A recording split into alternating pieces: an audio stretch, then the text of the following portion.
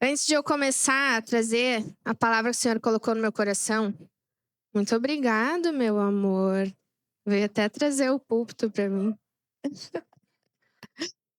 Eu queria fazer um convite para as mulheres deste ministério. Cadê as mulheres deste ministério?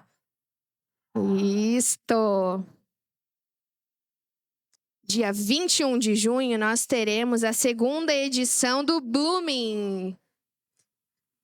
Isso aí. Eu paguei uma coisinha para elas gritarem assim. Brincadeira.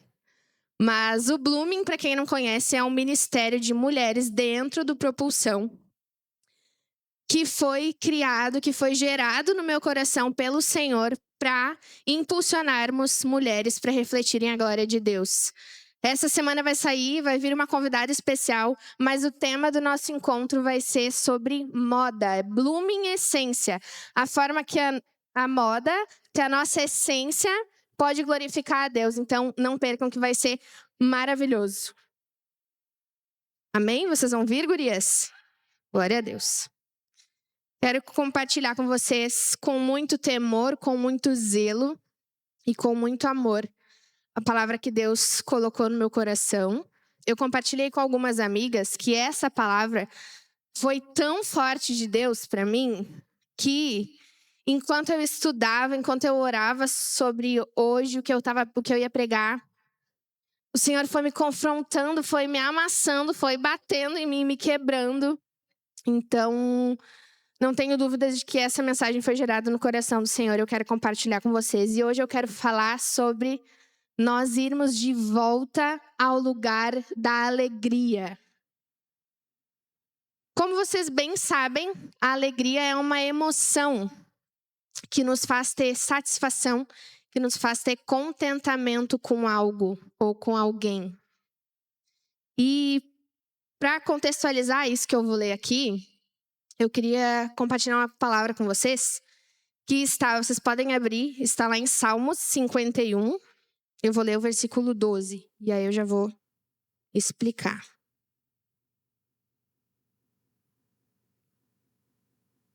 Antigo Testamento, Salmo 51, 12. Quem achou diz amém? Vamos esperar. Quem não achou diz eu amo a Bíblia. Opa! Acharam amém? Então vamos ler.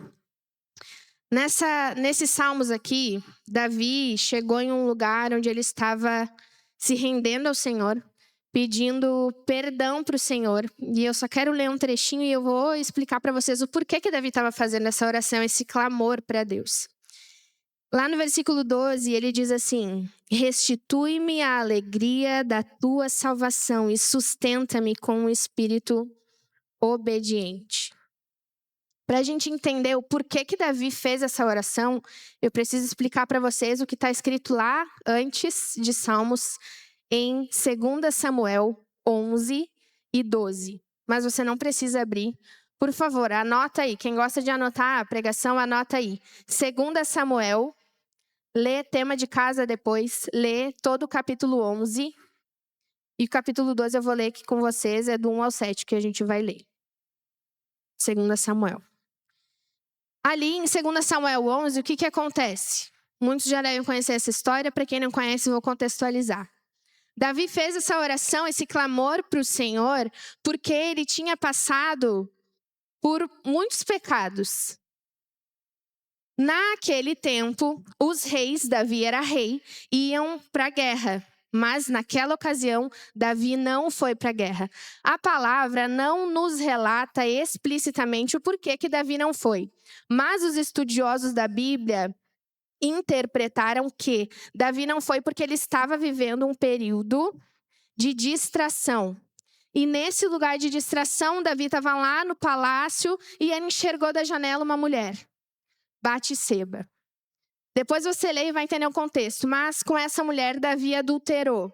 E na palavra diz, Davi olhou e perguntou para alguém, quem que é essa mulher? E aí falaram, ela é filha do fulano e ela é mulher de Urias. Aquele soldado que guerreia contigo, sabe? Ela é a esposa daquele cara. Então Davi mandou chamar Batseba e ele adulterou. Ele deitou com aquela mulher. A mulher engravidou, foi um tremendo caos. Davi tentou ali esconder, acobertar o pecado dele. Chamou o chefe dos soldados lá e falou assim: olha só, tu vai mandar Urias vir de volta para cá. Falou para Urias ir para casa deitar com a esposa dele, porque se daqui a pouco Urias deitar com a esposa dele, vai parecer que ela engravidou do marido e não de mim. Então ele tentou acobertar. Dentro dessa história de Davi, teve o pecado de adultério, teve mentira, e por fim Davi mandou Joabe, que era o líder lá dos soldados, colocar Urias na frente da guerra, porque ele sabia que as pessoas mais ferozes iam estar à frente, então Urias ia morrer. E foi o que aconteceu, Urias morreu, mandaram avisar Davi que Urias tinha morrido. E a história de Davi é algo muito forte, porque quando a gente olha para a vida dele, a gente vê um homem que era um homem segundo o coração de Deus, que era um homem que teve experiências com Deus, experiências profundas. Davi não era apenas um rei, Davi era um adorador, Davi foi o cara que escreveu os Salmos, que viveu milagres e experimentou da intimidade com Deus. Mas existe um ensinamento, não, muitos. Mas o primeiro deles é que grandes homens de Deus também precisam cuidar do seu coração, precisam vigiar. Porque ninguém cai de uma vez só. Existe um processo para isso acontecer. A queda pública, ela vem depois. Mas antes tem algo acontecendo silenciosamente no interior de Davi, que a gente vai entender. Durante esse tempo, o pecado de Davi se aprofundou ainda mais, e aquilo que começou com um olhar lá da janela, ele viu aquela mulher, terminou em adultério, em mentira, em manipulação e morte, porque afinal de contas, Davi mandou colocar Urias à frente da batalha, porque ele sabia que tinham soldados violentos e que o cara ia morrer. O que mudou, aparentemente, para os outros na vida de Davi? Nada. O trono continuava lá, a posição de Davi continuava a mesma, mas internamente estava tudo bagunçado. Para quem olhava, a aparência de Davi continuava igual. Só que Davi passa por um processo, Davi é confrontado, Davi é quebrantado e começa a caminhar para o arrependimento. E eu quero falar hoje assim sobre algumas coisas que o pecado faz com a nossa vida espiritual, que a gente pode ver aqui através desse texto e da vida de Davi, o que aconteceu com Davi. E a primeira coisa que o pecado roubou de Davi foi a sensibilidade espiritual. Antes, um homem que escutava a voz de Deus, que era quebrantado, agora estava com seu coração fechado e já não conseguia mais ouvir a voz de Deus. O pecado rouba a nossa sensibilidade espiritual. E quando eu falo de pecado aqui, gente, talvez quando eu falo de pecado, a primeira coisa que vem à sua mente é adultério, é mentira, é vício. Mas não é só isso que é pecado, isso também é pecado. Mas tem muitas outras coisas que ficam bem podres lá dentro do nosso coração, que ninguém enxerga, que também é pecado e que afasta o nosso coração da presença de Deus. E o pecado nada mais é do que as coisas que ocupam no nosso coração um lugar que deveria ser de Deus. Isso é o pecado. Além de ter roubado a sensibilidade espiritual de Davi, o pecado roubou de Davi a alegria da presença de Deus. Porque, na verdade, o pecado oferece prazer momentâneo. Ele teve um prazer momentâneo com aquela mulher. Mas produz um vazio permanente, que não passa. E é exatamente por isso que naquele salmo ali, Davi rasga o coração na presença de Deus fazendo aquele pedido. Porque Davi percebeu que o trono não preenchia o coração dele. Poder não preenchia o coração dele. Prazer não preenchia o coração dele. Porque quem já experimentou Deus não consegue ser satisfeito longe dele. Quem já experimentou a presença de Deus não consegue se satisfazer longe dele. E por último, o que o pecado roubou de Davi foi a comunhão com Deus. E sabe, o que mais deveria pesar no nosso coração não é o escândalo do pecado. O que mais deveria pesar no nosso coração é que o pecado nos leva a perder o prazer na presença de Deus. Às vezes a gente olha e fala, nossa, mas olha lá o que aconteceu com fulano, com a fulana, olha isso, olha aquilo. A gente olha só pelo lado do pecado que foi exposto, mas na verdade, o pior lado do pecado é esse, porque ele nos afasta da presença de Deus, que deveria ser o mais importante para as nossas vidas. Esse é o maior castigo para um coração regenerado, viver distante da presença de Deus. É o maior castigo que nós podemos receber. O pecado, ele não afeta as nossas escolhas, ele afeta muitas coisas na nossa vida. Como a gente pode ver, ele afeta a nossa sensibilidade espiritual. Ele afeta a nossa comunhão com Deus. Aos poucos a gente vai normalizando uma distância que a gente está do Senhor. A gente vai justificando áreas do nosso coração por conta do pecado. E a gente perde o senso de gravidade das coisas. Pecado é pecado.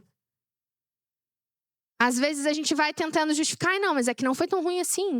Ai, mas é que isso aqui, né? Pecado é pecado e ponto. E isso nos leva para distante da presença de Deus. E talvez o maior sinal de adoecimento espiritual é quando a gente consegue viver longe da presença de Deus. E isso já não nos incomoda mais. Para a gente refletir junto aqui, se a gente está pecando, se a gente está com uma vida distante do Senhor, se a gente está doente espiritualmente, e isso já não nos incomoda mais, a gente está num lugar perigoso. E Davi chegou nesse lugar. Mas Deus, com o seu infinito amor, com a sua infinita misericórdia, levou Davi a viver um processo para ter alegria na presença de Deus e alegria pela salvação, que foi exatamente esse salmo que Davi clamou aqui. E eu quero pontuar 3 coisas para vocês que a vivência de Davi vai nos ensinar para nós chegarmos a esse lugar da alegria na presença de Deus. Deus nos deu um presente, que é o maior presente que nós poderíamos receber. Davi vai nos ensinar como nós estarmos contentes no presente que Deus já nos deu, que é a salvação. Como nós termos de volta essa alegria. E a primeira coisa é que Deus confronta quem Ele ama. Lembra que eu falei para vocês que nós íamos ler 2 Samuel 12? Vai lá comigo, por favor, em 2 Samuel 12. Enquanto vocês procuram, eu vou tomar uma aguinha.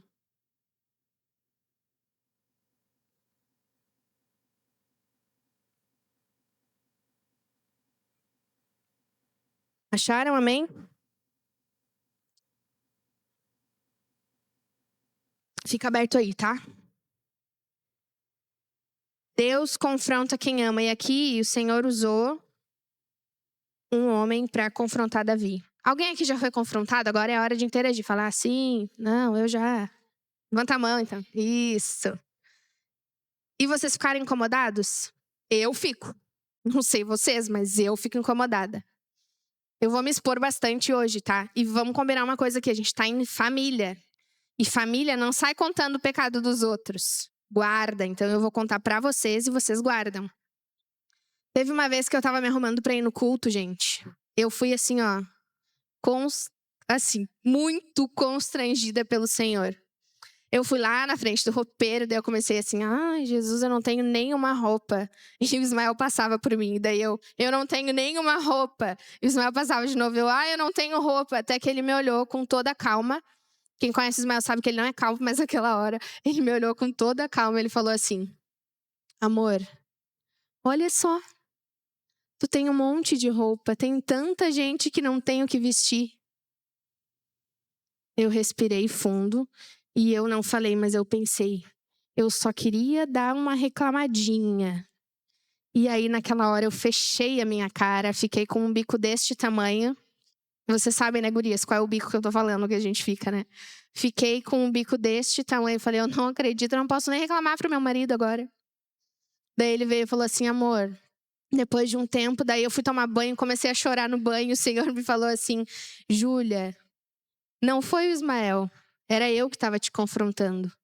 E eu, ai meu Deus, tá bom. O Ismael veio depois e falou, por que tu tá com essa cara? E eu tava beiçuda, brava, e eu tava chorando. E eu falei assim, porque o Senhor te usou, chorando muito, assim, porque o Senhor te usou pra me confrontar. E ele assim, uau, glória a Deus. E eu, meu Deus, mas eu não gostei de ser confrontada. Eu fiquei braba. Eu demorei pra digerir aquilo ali, porque na verdade a gente não gosta de ser confrontado. Se tem alguém aqui que gosta, depois me chama e me ensina como que funciona, qual é o passo a passo, porque eu não gosto. Eu fico brava. Mas Deus é tão poderoso, é tão bondoso, que ele confronta aquelas pessoas que ele ama. E aqui em 2 Samuel 12, o Senhor enviou a Natã, a gente vai pular lá para o 7, mas depois tu lê tudo, tá? Então, Natã disse a Davi, esse homem és tu. Por quê? Ali, Natã confrontou Davi, contou uma parábola para Davi, falando, olha só, teve um homem aqui que fez isso, tirou um animal de um cara que era pobre e deu para o outro comer. O que tu acha disso? E Davi falou, esse cara tem que pagar por isso está muito errado. Então Natã falou exatamente isso que a gente leu aqui. Esse homem é tu. E Davi levou um susto. Como assim, meu Deus? A gente pode bem ver aqui que o amor de Deus, ele não nos deixa confortável no pecado.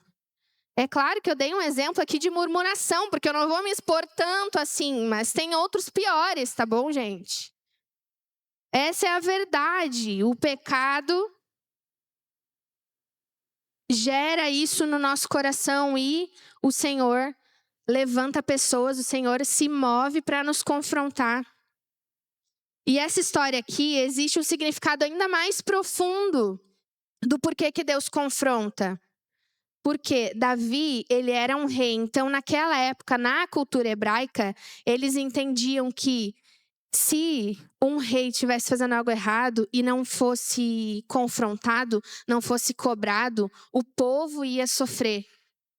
Iam haver prejuízos espirituais para o povo, então o Senhor dava essa incumbência para alguém de confrontar, porque isso fazia parte da cultura.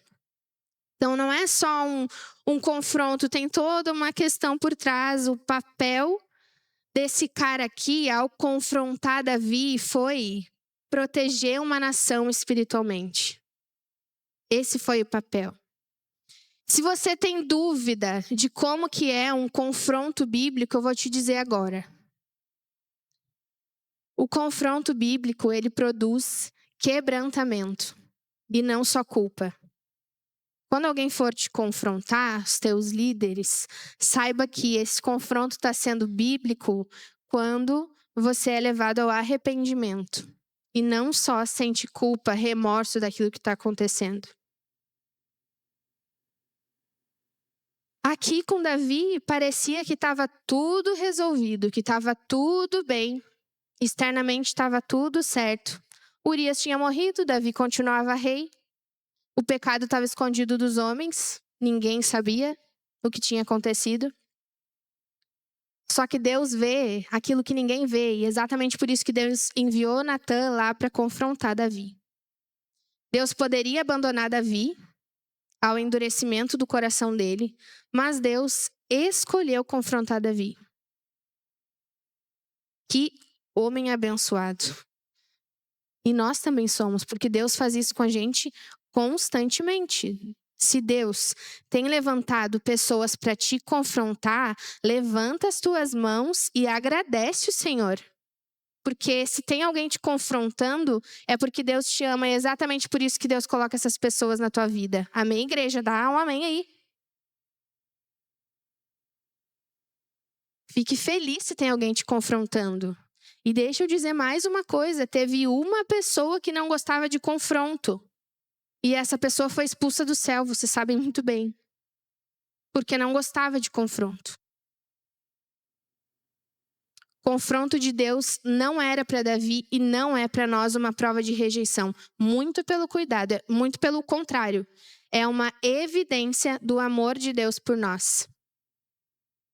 Lembre-se disso, sempre que você for confrontado, tenha no seu coração: eu estou sendo confrontado porque o Senhor me ama e é exatamente por isso que Ele está levantando essas pessoas para me confrontar.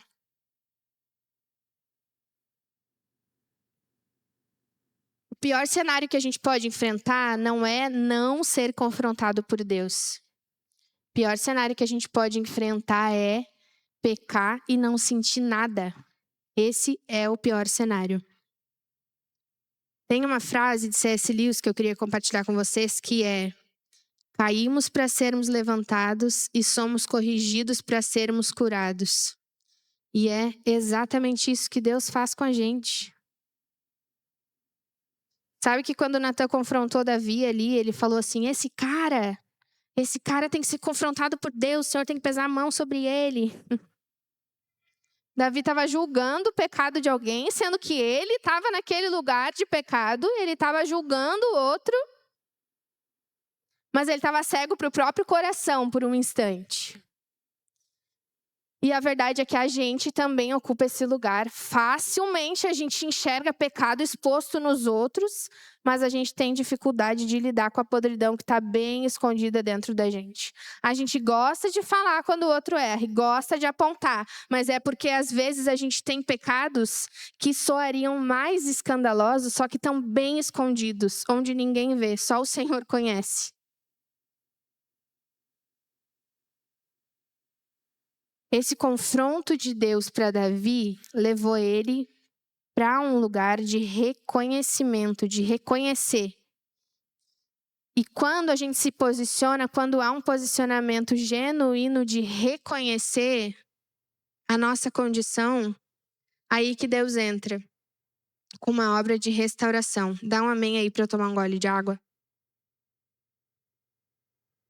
Glória.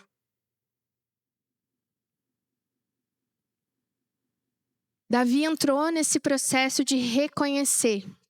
E aqui eu já quero entrar para o segundo ponto, que é reconhecendo a nossa condição. Gente, como é difícil reconhecer a nossa real condição. Tem várias coisas que eu vou falando aqui, se tiver alguém que sabe, depois me chama e ensina, tá? Mas é difícil. Essa semana passada, eu acho, nós nos mudamos, eu e o Isma, e aí eu tirei muita coisa para dar. Eu achei um moletom lindo que eu amava, da Vans, que o Ismael me deu quando a gente namorava.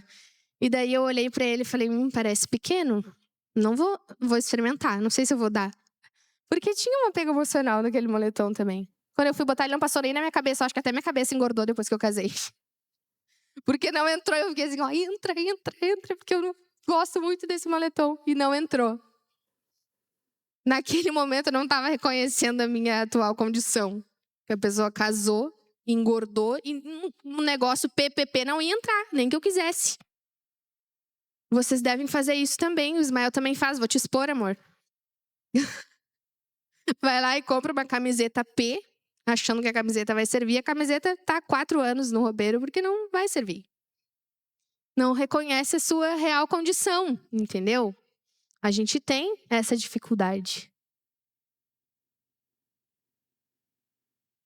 Mas Davi nos ensina aqui com essa história a reconhecer, Davi se dá por conta da gravidade de como estava a vida espiritual dele. A gente tem essa dificuldade, mas hoje a gente vai aprender com a vida de Davi em nome de Jesus. Ali em 2 Samuel 12, no versículo 13, quando Davi se dá por conta, ele fala: pequei contra o Senhor.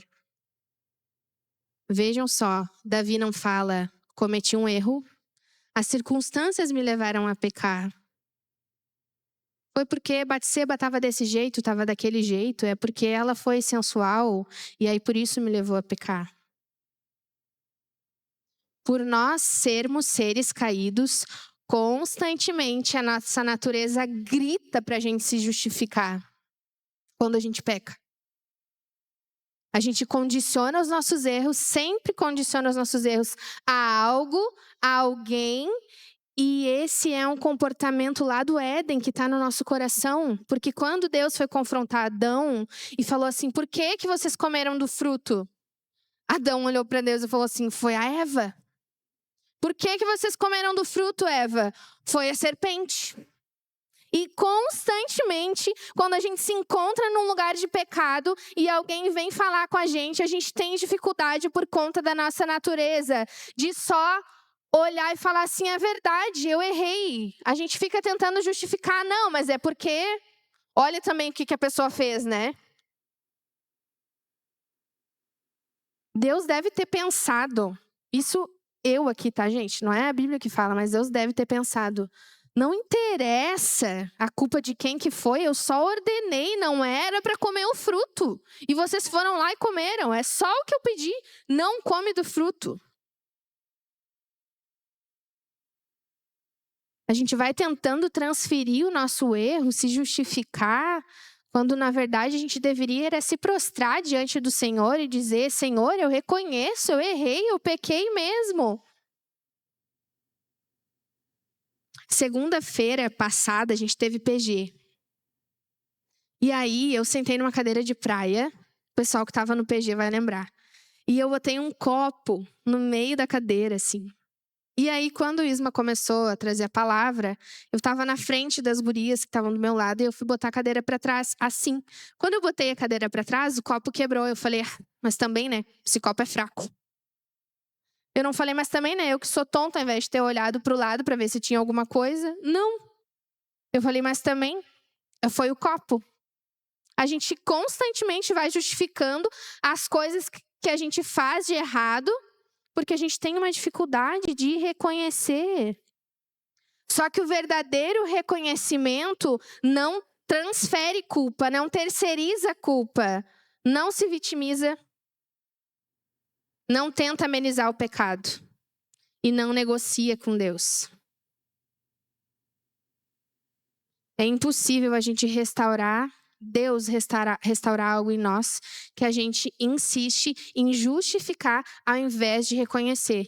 Deus não consegue restaurar algo em nós que a gente insiste em justificar ao invés de reconhecer.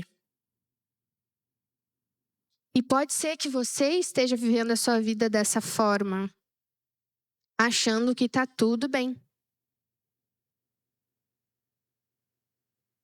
Mas Davi nos ensina aqui, com esse posicionamento dele, de dizer, é verdade, eu pequei contra o Senhor, que quando a gente reconhece a nossa verdadeira condição, um coração que antes estava endurecido, agora passa a se quebrantar novamente. E é desse lugar de arrependimento que nasce um clamor. O clamor de Salmo 51, 12. Restitui-me a alegria da tua salvação e sustenta-me com um espírito obediente.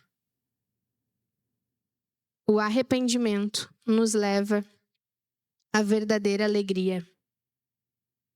Vocês já passaram por algo que vocês sabiam que estava errado, mas vocês não conseguiam se arrepender? Eu já. Já vou levantar a mão. Vocês não? Muitas vezes. O arrependimento exige de nós algo que é bíblico. Existe um processo para o arrependimento, que é reconhecer, se quebrantar, abandonar e voltar-se para o Senhor. Se algum dia um líder, um pastor chegar em ti e falar assim, ó, porque tu não tá enxergando, dizer abençoado, abençoada, olha só, tu não tá arrependido. Mas eu reconheci, eu confessei. Ok, mas tu não te quebrantou, tu não abandonou e tu não te voltou para o Senhor. Então, esse processo não foi completo. Esse é o processo de arrependimento bíblico, quando a gente reconhece, se quebranta, abandona e se volta para o Senhor. Depois de tudo que aconteceu com Davi, todas aquelas coisas que eu contei, depois vocês vão ler em casa, nasce aquele salmo, não como uma poesia bonita. Por isso que a gente precisa entender o que a gente está lendo, gente. A gente precisa ser mais curioso quando a gente está lendo a palavra de Deus. Por que será que Davi está falando isso aqui? Restitui-me a alegria da tua salvação. Por quê? Por que esse clamor do coração de Davi? Deixa eu entender aqui. Esse foi um clamor de um homem arrependido que entende que nada é pior do que viver distante da presença de Deus. Meu Jesus amado, como esse cara aqui me ensinou. Me ensina. Por isso que Davi fez aquela oração ali, é uma oração de arrependimento. E, gente, quando Deus vê um coração arrependido, Ele age com graça. Esse é o nosso Deus. Quando Ele vê um coração arrependido, Ele age com graça sobre as nossas vidas. Se a gente for olhar ali, Davi não pede uma nova salvação para o Senhor. Ele pede para o Senhor para ter a alegria da salvação. Porque o pecado havia roubado a comunhão, a sensibilidade e o prazer da presença de Deus. Davi olhou para si mesmo e percebeu tudo o que tinha acontecido, que na verdade ele estava buscando satisfação em algo que era passageiro e acabou perdendo algo que era eterno. O sentimento, né? A alegria. A verdade é que a gente vai vivendo a nossa vida, a gente constrói sonhos, a gente se prepara, a gente deseja coisas, a gente deseja realizações, a gente vai buscando muitas coisas e às vezes a gente encontra alegria somente nas coisas dessa terra. Gente, namorar não é errado, casar não é errado, ter filhos não é errado, crescer profissionalmente não é errado, conquistar coisas não é errado. O errado é quando a gente começa a colocar a nossa alegria nessas coisas e não no maior presente que Deus nos deu, que é a salvação. Eu amo Ismael com todo o meu coração. Mas o maior presente que Deus já me deu não foi o meu casamento. O maior presente que Deus já me deu foi a salvação. Esse é o maior presente que o Senhor já nos entregou. E a gente vai vivendo a vida aqui nessa terra, se satisfazendo com as coisas daqui. Eu não estou dizendo que é fácil. Quantas vezes o Senhor já me quebrantou. Essa palavra aqui foi quebrando o meu coração. Porque diversas vezes eu já fiquei, mas quando eu tiver filho, quando eu engravidar, aí eu vou estar completa. Quando eu for uma fonoaudióloga bem sucedida, aí eu vou estar completa. Eu tô quase me formando, agora em agosto eu vou me formar para a glória de Deus, vou ser fonoaudióloga.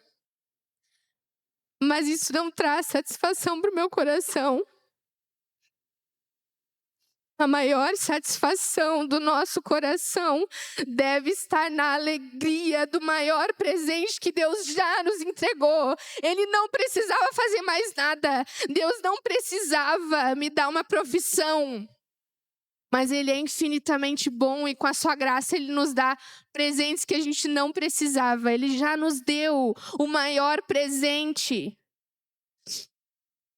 A nossa espiritualidade é fragmentada, a gente vai vivendo uma vida de arrependimento. Quanto mais a gente vive uma vida de arrependimento, mais comunhão com Deus a gente tem. E é difícil.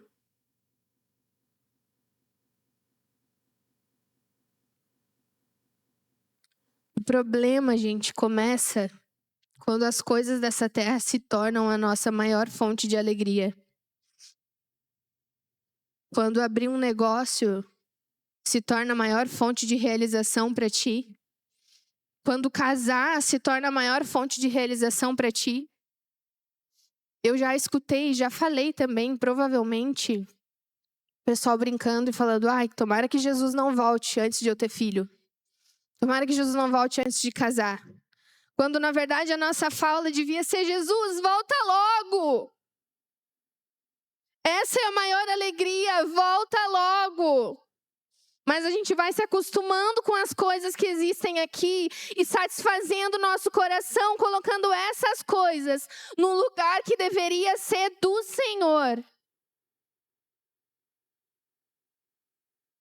Jesus nunca prometeu. Pode ler toda a Bíblia. Se tu achar, tu não vai achar.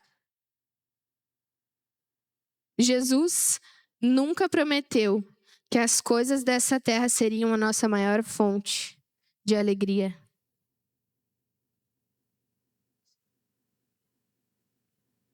Quando as coisas dessa terra passam a ser a nossa maior fonte de alegria, a gente perde a perspectiva da eternidade. E a gente perde a alegria no maior presente que Deus já nos deu, que é a salvação. Ele já nos deu. John Stott fala que o arrependimento restaura a comunhão que o pecado tenta destruir. Olha que forte isso, gente. Quando a gente se arrepende de verdade, a nossa comunhão com Cristo é restaurada.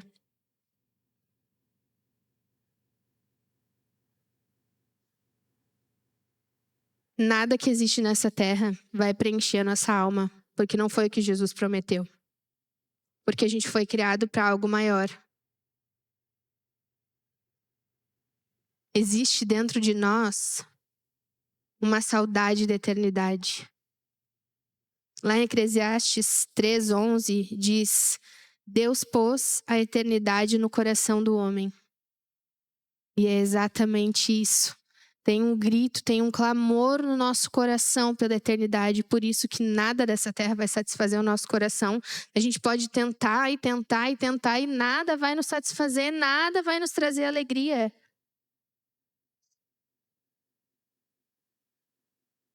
Davi é um homem admirável porque ele entendeu que o pecado não roubou só a paz dele. Ele entendeu que o pecado roubou dele a percepção do que realmente importa. Davi não pediu para o Senhor riquezas. Davi não pediu para o Senhor mais poder. Davi não pediu para o Senhor posição, nem sucesso. O que Davi pediu para o Senhor foi: restitui-me a alegria da tua salvação. Um coração regenerado entende que nada se compara à presença de Deus. Eu queria deixar aqui mais uma frase de C.S. Lewis que diz: se encontro em mim desejos que nada nesse mundo pode satisfazer, a única explicação lógica é que fui feito para outro mundo. Nós não fomos feitos para esse mundo. Nós não fomos feitos para cá. O céu não é maravilhoso. A eternidade não é maravilhosa porque não vai ter dor. Ou porque vão ter grandes coisas lá. O céu é maravilhoso porque finalmente lá nós estaremos plenamente com Cristo. Porque finalmente nós o veremos como Ele é. Porque nós o veremos face a face. E essa deveria ser a maior alegria de um cristão. A alegria da salvação e a expectativa de que um dia nós veremos a Cristo face a face. Só que se a gente vai preenchendo o nosso coração com as coisas aqui, a gente nunca vai chegar nesse lugar de contentamento. A gente já pôde ver aqui com a história de Davi que existe um processo pelo qual a gente deve passar para nos alegrarmos na salvação.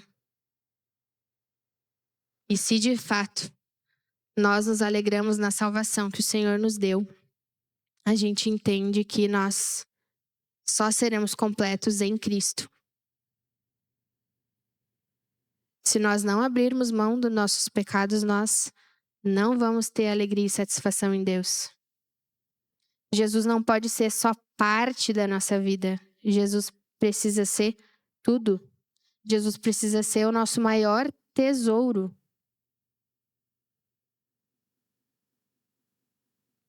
Talvez tenham pessoas aqui que não perderam o ministério, que não perderam posição, continuam vindo na igreja, aparentam estar bem espiritualmente, mas perderam a alegria da salvação. Perderam a alegria naquilo que o Senhor já entregou. Porque flertando com o pecado, de tanto olhar, acabou caindo. De tanto olhar, acabou adulterando. Assim como Davi olhou tanto para aquela mulher que acabou pecando. Talvez tu continue vindo na igreja, continua tudo bem para os outros. Tu está vivendo normalmente, mas tu já não tem prazer na presença de Deus, tu já não tem desejo pela presença de Deus, tu já não tem sensibilidade ao Espírito Santo. Vocês podem se colocar de pé.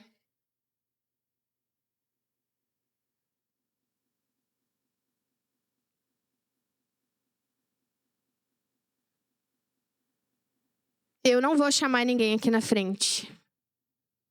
Porque eu acredito que todos nós temos alguma área do nosso coração que se satisfaz em outras coisas e não na presença de Deus. Então eu vou te pedir para tu baixar a tua cabeça, fechar os teus olhos. Se essa palavra falou contigo, faz uma oração sincera diante do Senhor, coloca a tua mão no teu coração e fala para o Senhor aquilo que tu precisa confessar, confessa para o Senhor o que tu precisa confessar, entrega para o Senhor o que precisa entregar. Todos nós temos. Todos nós temos áreas que disputam o lugar de Cristo no nosso coração. Mas hoje Deus quer nos lembrar de que nada nessa terra pode satisfazer um coração que foi criado para a eternidade. Nada nessa terra vai satisfazer o nosso coração, porque nós fomos criados para viver com Cristo na eternidade. Para nos realizarmos olhando nos olhos dele. O maior presente que a gente recebeu não foi sucesso, não foram relacionamentos e não são conquistas terrenas. O maior presente que nós já recebemos foi a salvação e a esperança gloriosa de que um dia nós estaremos com Cristo face a face.